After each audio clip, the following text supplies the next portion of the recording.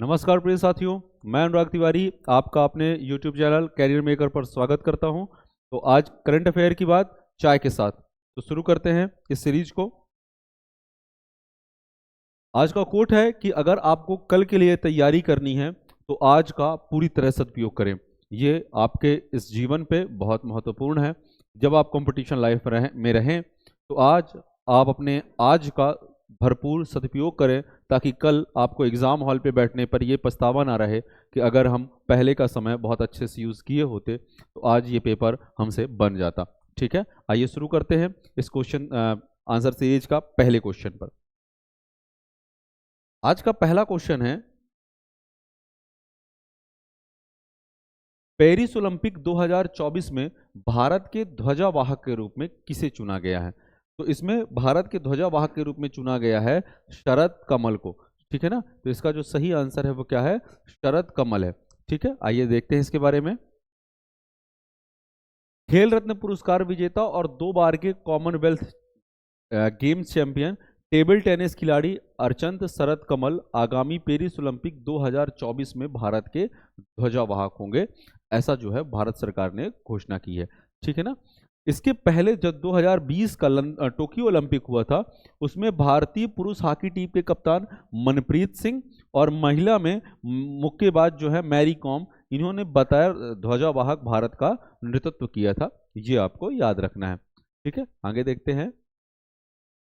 Paris 2024 Olympic और Paralympic खेल जो है ये फ्रांस में आयोजित होंगे। और इसके साथ आपको एक चीज़ और याद रखनी है कि जो ये ओलंपिक हो रहा है इसमें 4 गेम जो हैं वो जोड़े गए हैं। ठीक है ना, ये 4 गेम जो है वो जोड़े गए हैं, इनको आप नोट कर लीजिएगा।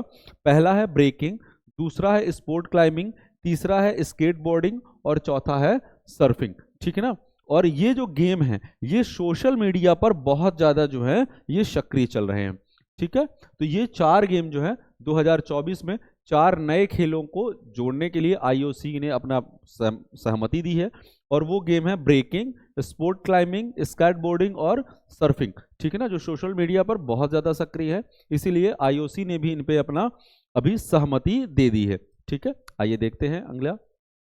आज का दूसरा क्वेश्चन है कि इसरो ने रीयूजेबल लॉन्च व्हीकल के लैंडिंग मिशन की सफल टेस्टिंग की है और इसे क्या नाम दिया गया है? इसे जो नाम दिया गया है वो भगवान राम के विमान पुष्पक से लिया है इसरो ने, और इसे जो नाम दिया है वो क्या दिया है?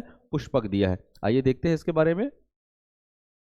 भारतीय अंतरिक्ष अनुसंधान संगठन इसरो ने 22 मार्च 2024 की सुबह अपने रीयूजेबल लॉन्च व्हीकल RLV की लैंडिंग का सफल परीक्षण किया है। और ये जो लैंडिंग है और इसका नाम क्या रखा है?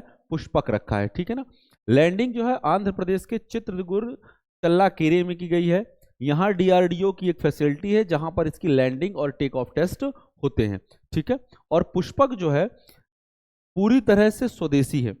कुछ साल में हमारे एस्ट्रोनॉट्स इसके बड़े वर्जन में कार्गो डालकर अंतरिक्ष तक पहुंचा सकते हैं। ये सबसे बड़ा इसका काम है कि पुष्पक एक खास तरह का स्पेस शटल है जो अंतरिक्ष में सैटेलाइट्स और कार्गो ले जाने का काम करेगा। ठीक है, तो ये आपको याद रखना है। अगला क्वेश्चन है कि federation of Indian export organisation के नए अध्यक्ष के रूप में किसे नियुक्त किया गया है? तो federation of Indian export organisation का जो नया अध्यक्ष बनाया गया है वो बनाया गया है अश्विनी कुमार जी को। किसको बनाया गया है प्यारे बच्चों? अश्विनी कुमार को बनाया गया है। आइए देखते हैं इनके बारे में। जालंधर में विक्टर फॉर्जिंग के पार्टनर अश्विनी कुमार को सर्वसम्मति से federation of Indian export organisation FIEO का नया अध्यक्ष जो है वो बनाया गया है। अश्विनी कुमार के नेतृत्व में FIEO से वैश्विक बाजार में चुनौतियों का सामना करने और अवसरों का लाभ उठाने की उम्मीद जो है। ठीक है, चलिए आगे देखते हैं। चेन्नई सुपर किंग्स ने हाल ही में किसे अपना नया कप्तान नियुक्त किया है? ये आपको बहुत अच्छे से पता होना चाहिए, बहुत ज्यादा चर्चा में रहा है। अभी तक चेन्नई सुपर किंग्स के जो कप्तान रहे हैं वो कौन रहे हैं? महेंद्र सिंह धोनी। ठीक है, अभी तक कौन थे? महेंद्र सिंह धोनी थे। लेकिन अभी इस बार इन्होंने चेंज करके किसको कर लिया है? ऋतुराज गायकवाड़ को कर दिया है। किसको कर दिया है? ऋतुराज गायकवाड़ को बनाया है। ठीक है ना, ये ऋतुराज गायकवाड़ को इन्होंने बनाया है, तो इसका आंसर क्या हो जाएगा? ऋतुराज गायकवाड़। ठीक है, चलिए आगे देखें।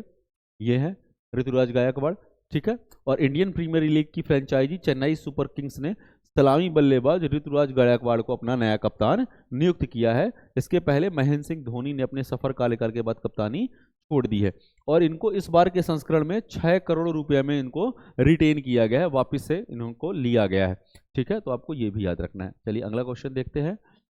विश्व जल दिवस प्रतिवर्ष कब मनाया जाता है? तो वर्ल्ड वाटर डे जो है वो मनाया जाता है 22 मार्च को। कब मनाया जाता है प्यारे बच्चों? 22 मार्च को मनाया जाता है। और इस बार की जो थीम है अपन उसके बारे में भी चर्चा करते हैं। इस बार की जो थीम थी वो थी वाटर फॉर पीस, ठीक है ना। और ये हर साल कब मनाया जाता है? 22 मार्च को मनाया जाता है। संयुक्त राष्ट्र महासभा ने दिसंबर 1992 में एक प्रस्ताव अपनाया था जिसके द्वारा 22 मार्च को विश्व जल दिवस के रूप में मनाया जाता है, ठीक है। ये देखिए, ये वर्ल्ड वाटर डे 2024 की थीम थी वाटर फॉर पीस, अर्थात जल जो है वो शांति के लिए या शांति के लिए जल, ठीक है। चलें, विश्व जल दिवस 2024 की जो थीम है वो क्या थी? शांति के लिए जल का लाभ उठाना, लिवर्जिंग वाटर फॉर पीस। ये आपको याद रखना है, ठीक है ना। हर बार की थीम बहुत इंपॉर्टेंट है और लगभग हर क्लास में कोई ना कोई एक थीम जरूर रहती है जिसे आप याद रखेंगे। चलिए अगला देखते हैं। मुंबई नगर निगम का नया आयुक्त किसे नियुक्त किया गया है? तो मुंबई नगर निगम का जो नया आयुक्त है वो नियुक्त किया गया है भूषण गगरानी जी को। किसको नियुक्त किया गया है? भूषण गगरानी जी को, ठीक है ना। ये आपको याद रखना है। चलिए देखते हैं। भारतीय चुनाव आयोग के निर्देशों के बाद महाराष्ट्र सरकार ने वरिष्ठ आईएएस अधिकारी भूषण गगरानी को मुंबई नगर निगम का नया आयुक्त नियुक्त किया है, ठीक है ना। गगरानी अभी तक मुख्यमंत्री कार्यालय में अतिरिक्त मुख्य सचिव के रूप में कार्य करते थे और इन्होंने इकबाल सिंह चहल, मतलब इसके पहले मुंबई नगर निगम के आयुक्त कौन थे? इकबाल सिंह चहल थे और उनकी जगह अब कौन आ गए हैं? भूषण गगरानी जी आ गए हैं। ये भी आपको याद रखना है। चलिए अगला क्वेश्चन देखते हैं। प्रवर्तन निर्देशालय द्वारा अरविंद केजरीवाल की गिरफ्तारी के बारे में क्या महत्वपूर्ण है? ये अभी बिल्कुल हाल ही का एक करंट टॉपिक है। दिल्ली में जो शराब नीति के उसमें घोटाले हुए हैं, ईडी ने अपनी चार्जशीट पे कहा है और उसके तहत पहले से उप मुख्यमंत्री मनीष सिसोदिया और वहाँ के एक और कैबिनेट मिनिस्टर संजय सिंह को उन्होंने पहले से जेल भेजा हुआ है। लगातार 8 सम्मन भेजे गए थे। 9वें सम्मन में अरविंद केजरीवाल पेश हुए और हाई कोर्ट पे इन्होंने दलील दी थी कि उन्हें गिरफ्तार न किया जाए, लेकिन हाई कोर्ट ने उस पर मना कर दिया कि नहीं, ऐसा नहीं हो सकता, आपको गिरफ्तारी अगर ईडी कह रही है तो आपको गिरफ्तार होना पड़ेगा, उसके बाद भले आगे की कार्यवाही जो है सुप्रीम कोर्ट के माध्यम से हो, ठीक है। तो अभी ये पहली बार हुआ है कि किसी मौजूदा मुख्यमंत्री को गिरफ्तार कर लिया गया है, ठीक है। ये आपको याद रखना है। इसके पहले भी जो मुख्यमंत्री रहे, जैसे लालू प्रसाद यादव रहे, तो लालू प्रसाद यादव ने इस्तीफा देके अपनी पत्नी राबड़ी देवी को मुख्यमंत्री पद पे बैठा दिया था। अभी हाल ही में आप देखिए झारखंड में हेमंत सोरेन के ऊपर बात आई तो उन्होंने अपने जो खास हैं चंपई सोरेन उनको मुख्यमंत्री बना दिया और फिर उसके बाद वो जेल गए, ठीक है ना। लेकिन अरविंद केजरीवाल ने ऐसा नहीं किया।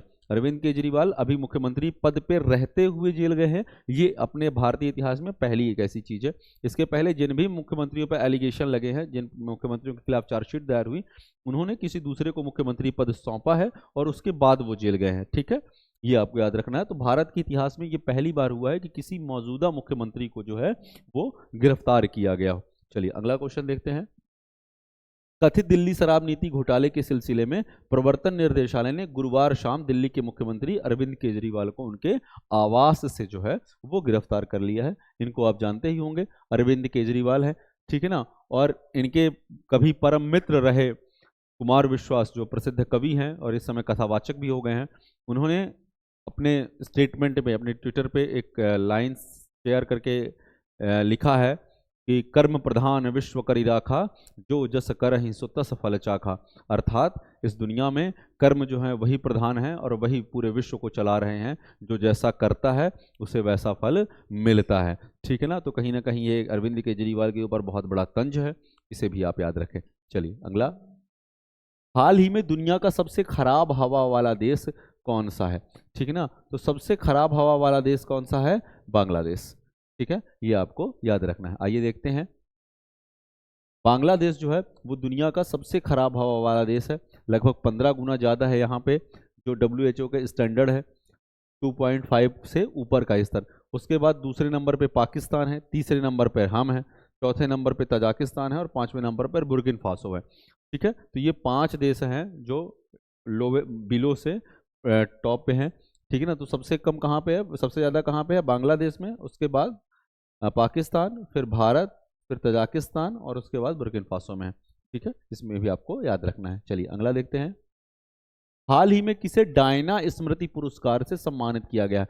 सबसे पहले तो आप ये याद रखिए कि डायना कौन है। लेडी डायना जो है वो प्रिंसेस डायना रही हैं, ब्रिटेन के राजवंश से संबंधित है, और लगभग 36-37 साल की अवस्था में इनका निधन हो गया था। और इनके निधन के बाद से ये पुरस्कार प्रति 2 वर्ष में एक बार जो है दिया जाता है, लगभग 20 हस्तियों को।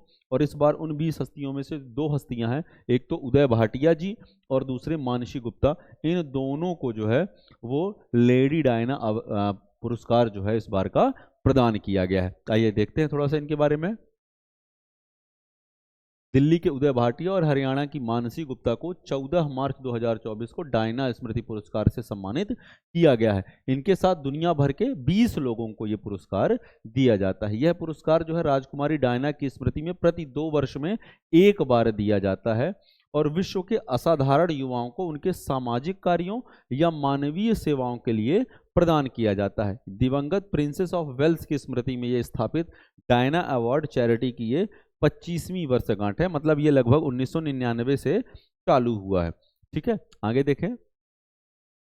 राजकुमारी डायना जो है ब्रिटेन के शाही परिवार की बहू थी, और राजकुमारी डायना का निधन जो है वो 31 अगस्त 1997 को हुआ है। इनके निधन के कुछ दिन बाद यानी 6 सितंबर 1997 को डायना को दफनाया गया था, और 36 वर्ष की अवस्था में डायना ने इस दुनिया को छोड़ दिया है, ठीक है ना। डायना ने शाही परिवार के पारंपरिक छवि के विपरीत बंधनों को पार कर अपनी अलग पहचान बनाई थी, और अंत में एक दर्दनाक मौत का शिकार हुई थी। ये भी आपको याद रखना है। चलिए अगला देखते हैं। हाल ही में किसे पूनावाला फिनकॉर्प का नया सीईओ नियुक्त किया गया है। तो इसको जो नियुक्त किया गया है वो नियुक्त किया गया है अरविंद कपिल जी को। किसको नियुक्त किया गया है, अरविंद कपिल जी को नियुक्त किया गया है। आगे देखें। ये देखिए, ये जो है ये अरविंद कपिल जी हैं,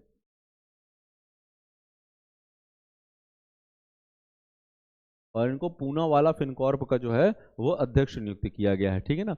अग्रणी गैर बैंकिंग वित्तीय कंपनी एनबीएफसी जो है पूनावाला फिनकॉर्प ने अरविंद कपिल को अपना नया प्रबंध निर्देशक और मुख्य कार्यकारी अधिकारी नियुक्त किया है, ठीक है ना। यह वर्तमान एमडी और सीईओ अभय भुटाडा की जगह लेंगे, जो समय से पहले सेवानिवृत्त हो रहे हैं। ये भी आपको याद रखना है। ये कैसी कंपनी है, गैर बैंकिंग वित्तीय कंपनी है, एनबीएफसी है, ठीक है ना। पूनावाला फिनकॉर्प क्या है, एनबीएफसी कंपनी है, जिसके अभी इनको सीईओ और एमडी बनाया गया है। चलिए